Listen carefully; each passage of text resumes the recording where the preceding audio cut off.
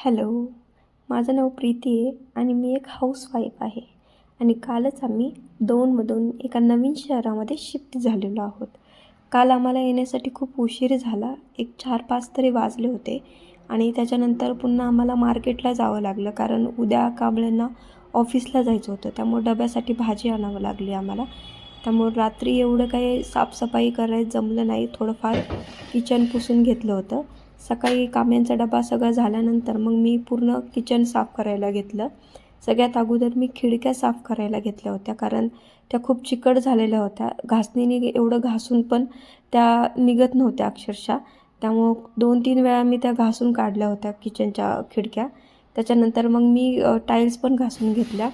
पूर्ण किचन ओटा साफ झाल्यानंतर मग मला खूप भूक लागलेली. मग मी खिचडी करायला घेतली होती. पण खिचडी करण्यासाठी सामान एवढं काही सापडतच नव्हतं, कारण जी आहे पॅकेजिंग ती आमच्या सासूबाईंनी केलेली होती. माझं ऑन द स्पॉट ठरलं होतं यायला इकडे.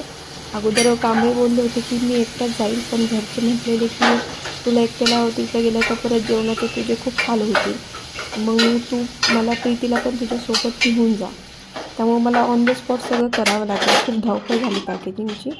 जेवण झाल्यानंतर मग मी सकाळची भाजी चपाती घेतली. ओके, चलो बाय.